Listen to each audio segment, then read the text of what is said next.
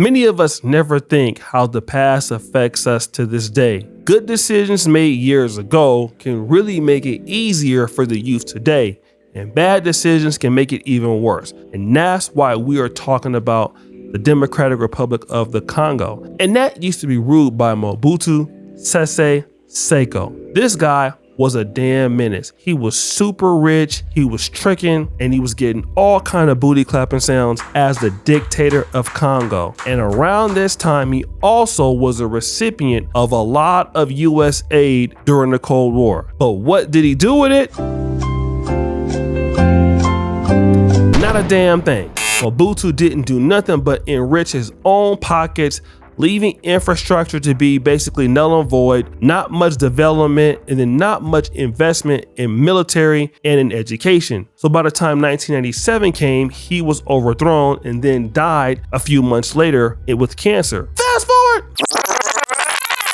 The years following his death saw Joseph Kabila and then his son become the president, and still it was down bad. The army wasn't funded, there was corruption going on, and despite Congo having all those resources, it really didn't matter. No money was going back into the country and Congo was not developing. At the same time, you had the issue in the eastern Congo with the M23 rebels, allegedly sponsored by Rwanda. I don't know how true that is, but that's what they say. And then after this happened with the M23 rebels who have been there for a long time, they were more funded and then obviously more effective. And now the eastern part of Congo is down bad. The rebels have taken over damn near all parts of the eastern Congo, taken over cities, because the Congo, despite it being so big, is in no position to defend itself because the military was never created to defend the country. But there was one saving grace for the Congo: US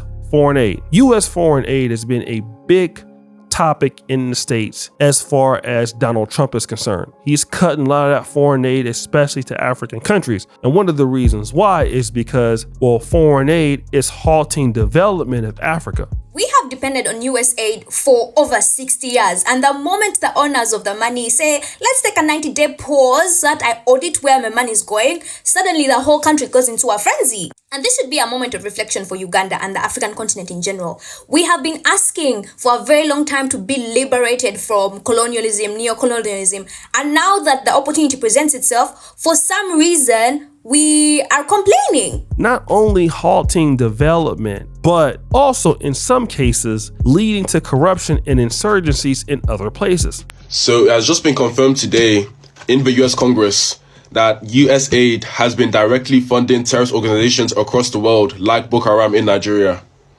As in, the US government was directly sending tens of millions of dollars to destabilize the Nigerian state and lead to the death of tens of thousands of Nigerian people for at least a decade now.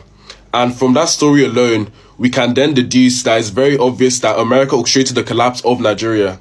So Trump cutting that foreign aid off, especially to African countries, and USAID is really putting a hurting on people, especially in the Congo, who are fleeing from their homes because the war is there and everything is all messed up. Now, Congo is asking the United States for a lot of serious help. And this tweet reads, "Chaos in Congo. Thousands dead as US aid cuts takes effect. Eastern DR Congo is on the brink. Over 8,500 people have been killed since January. Schools are shutting down and kidnappings are rampant, all as US aid funding vanishes overnight. For years, the US provided 70% of humanitarian aid to the region, but with recent budget cuts, hospitals, food programs, and rescue efforts are collapsing, just as the M23 rebel group seizes major cities." Minister Patrick Muyaya says, "The situation was dramatic, but it will get more dramatic because we don't have this US foreign assistance. We need to make sure Goma is accessible for humanitarian assistance. This is very,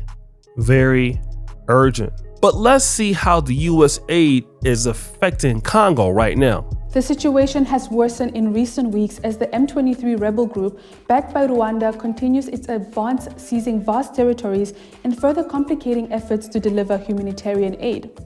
So is the aid plan feasible? The UN's appeal, however, faces an uncertain future following US President Donald Trump's decision to slash nearly all US foreign aid. Last year, the US funded 70% of the UN's humanitarian response plan for the DRC, making Washington the single largest donor. With funding cuts looming, concerns are growing that African nations, many of which rely heavily on US aid for humanitarian and development programs, could see critical assistance drying up, exacerbating already dire conditions. And a lot of Congolese people are leaving and they are having to resettle in this country. A few kilometers from the border with the DRC, thousands have found refuge in the Rugombo Stadium in Burundi after fleeing the war in the two Kivus. But living conditions are challenging. Life here is difficult. We're not used to living like this. We had houses in Kamanyola, but here we sleep in tents. We used to work on farms, but here there's nothing to do. They are waiting to be taken care of by UN volunteers and then relocated elsewhere.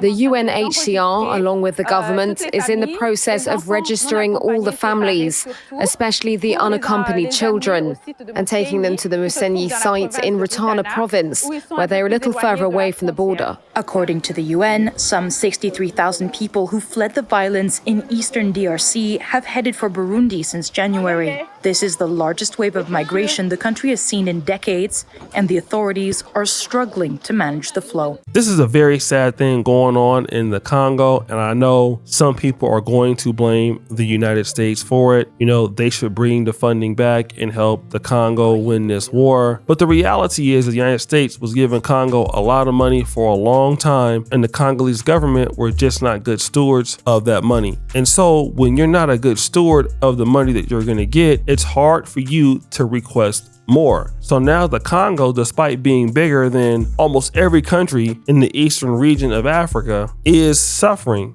And their people are dying. If it's not by violence, it's by hunger or other things like that. And the question is, what do you do? Well, I'm gonna tell you what the world is telling Africa. You out here by yourself, man. You gotta take care of your business.